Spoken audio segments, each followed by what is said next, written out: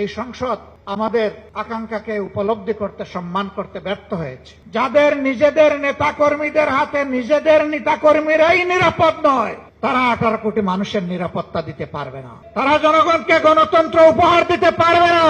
আমরা বিশ্বাস করি ন্যায় এবং ইনসাফের ভিত্তিতে একটা দেশ এবং জাতি গঠন করতে হলে একটা দলের নিজের ভিতরেই আগে ন্যায়, ইনসাফ এবং গণতন্ত্রের চর্চা হতে হবে। যারা নিজের দলের মধ্যে গণতন্ত্রের চর্চা করতে পারে না, যাদের নিজেদের নেতাকর্মীদের হাতে নিজেদের নেতাকর্মীরাই নিরাপদ নয়, তারা 18 কোটি মানুষের নিরাপত্তা দিতে পারবে না, তারা জনগণকে গণতন্ত্র উপহার দিতে পারবে না, তারা ন্যায় এবং ইনসাফ জাতিকে উপহার দিতে পারবে না। জনগণ ঠিকই বুঝেছে, 24-এ জনগণ ঠিকই রায় দিয়েছে। হয়তো প্রশ্ন করতে পারেন, রায় যদি আপনারা পেয়ে থাকেন তাইলে সরকার গঠন করতে পারলেন না কেন? আমাদের রায়কে হাইজ্যাক করা হয়েছে, ডাকাতি করা হয়েছে, জনগণকে অপমান করা হয়েছে এবং ইতিমধ্যেই তার রাজসাক্ষীও পাওয়া গেছে। গুগু বারবার আসে দান খেয়ে চলে যেতে, কিন্তু কপাল যখন মন্দ তখন কিন্তু জালে বেঁধে যায়। গুগু, তুমি একবার জনগণের ধান খেয়েছো, আবার খাওয়ার চিন্তা করো না। এবার আসলে ঠিকই তোমার লেজ, ঠিকই তোমার পা, ঠিকই তোমার ডানা অবশ করে দেওয়া হবে। বলবেন যে আপনাদেরকে জনগণ ভোট দিয়েছে, তার প্রমাণ কি?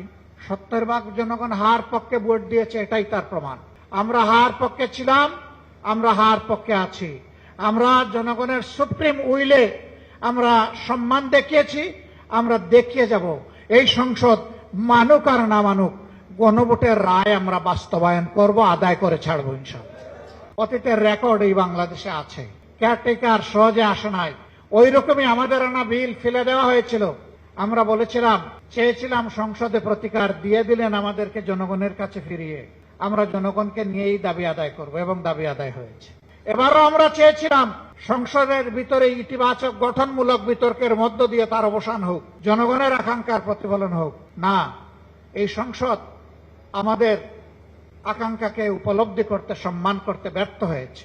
আমরা তাই বলেছি, জনগণের রায় বাস্তবায়নের জন্য এখন আমরা সংসদ থেকে জনগণের কাছেই ফিরে যাচ্ছি।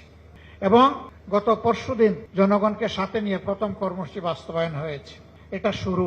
এর ভিতর দিয়ে ইনশাআল্লাহ যে আন্দোলন গড়ে উঠবে, এটা কোনো দল, ব্যক্তি, গোষ্ঠীর জন্য হবে না, এটা হবে 18 কোটি মানুষের জন্য।